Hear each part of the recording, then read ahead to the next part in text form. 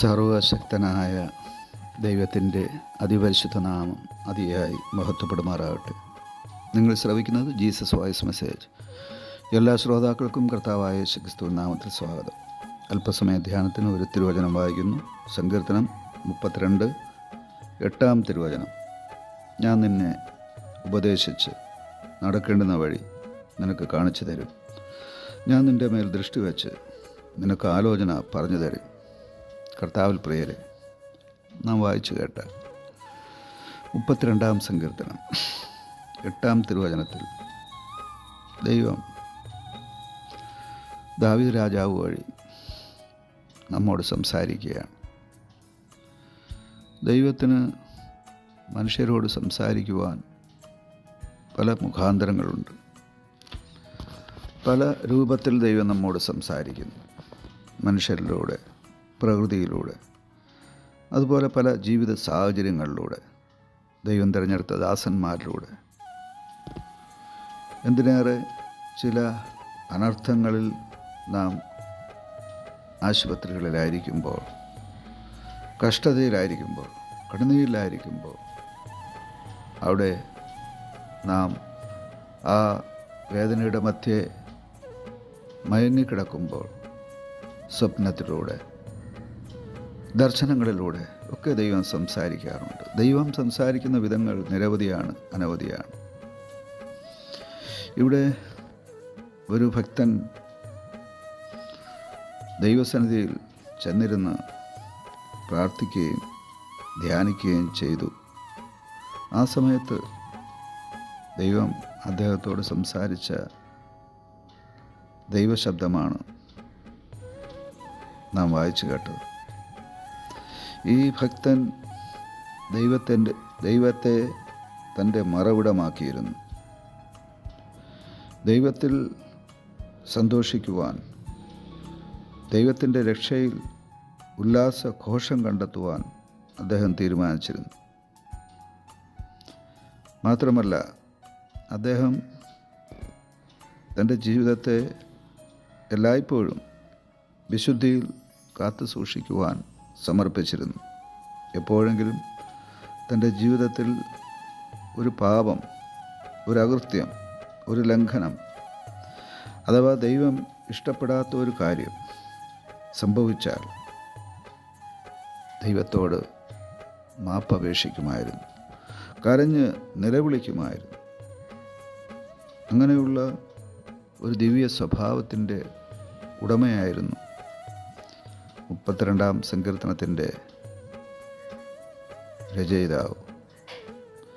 ഈ ദൈവഭക്തനോട് ദൈവം സംസാരിക്കുകയാണ്. നീ ഇങ്ങനെ എൻ്റെ ഹിതപ്രകാരം ജീവിക്കുവാനായിട്ട്, അഥവാ നിനക്ക് പാപങ്ങൾ, ലംഘനങ്ങൾ, തെറ്റുകൾ സംഭവിക്കുമ്പോൾ ഞാൻ തെറ്റിപ്പോയി എന്നുള്ള ആ ബോധ്യം നിനക്ക് വരുമ്പോൾ നീ എൻ്റെ സന്നിധിയിൽ വന്നിരുന്നു നിൻ്റെ പാപങ്ങളെ എന്നോട് അറിയിക്കുകയും മാപ്പപേക്ഷിക്കുകയും ചെയ്യുന്നതുകൊണ്ട് ഞാൻ നിന്നെ ഉപദേശിച്ച് നീ നടക്കേണ്ടുന്ന വഴി നിനക്ക് കാണിച്ചു തരും.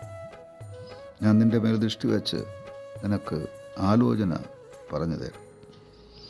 ഇവിടെ ഈ വചനത്തിലൂടെ നാം സ്വീകരിക്കേണ്ടുന്ന ഒരു ദൈവ ഉപദേശം,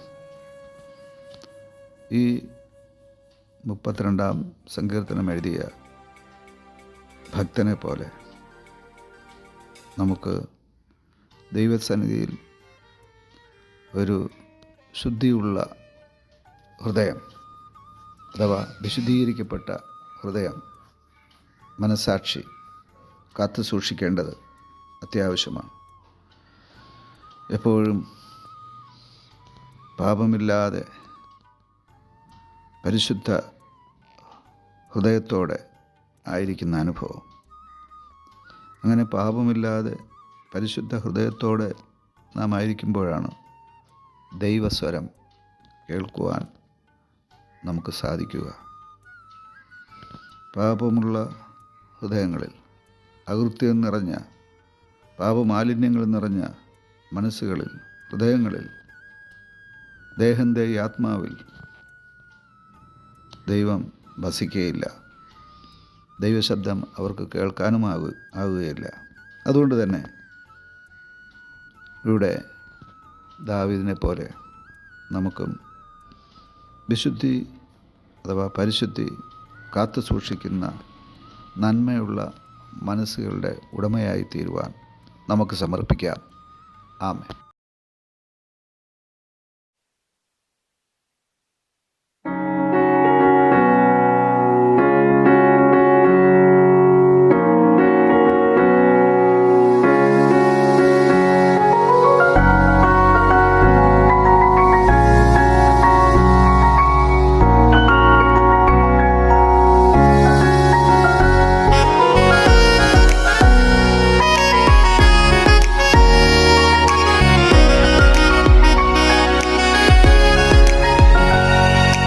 ജീവന്റെ ഉറവിടം ക്രിസ്തുവത്രേ, നാവിനാൽ അവനെ നാം ഘോഷിക്കാം.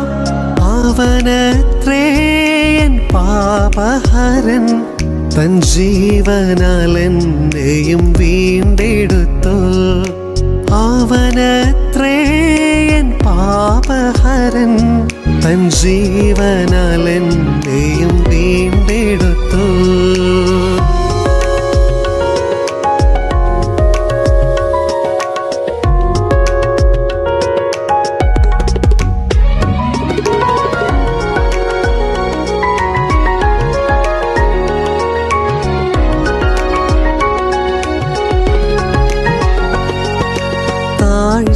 താഴ്ചയിലെനിക്കവൻ തണലേകി, താങ്ങി എന്നെ വീഴ്ചയിൽ വഴി നടത്തി.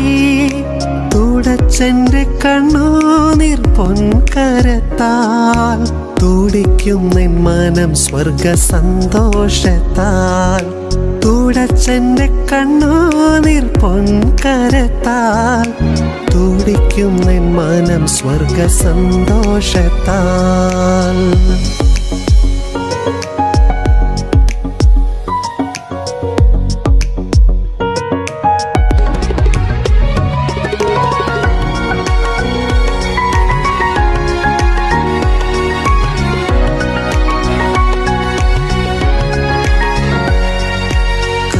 കാണാതാഴിയിൽ വലയുവോരേ, കരുണയെ കാക്ഷിക്കും മൃതപ്രായരേ.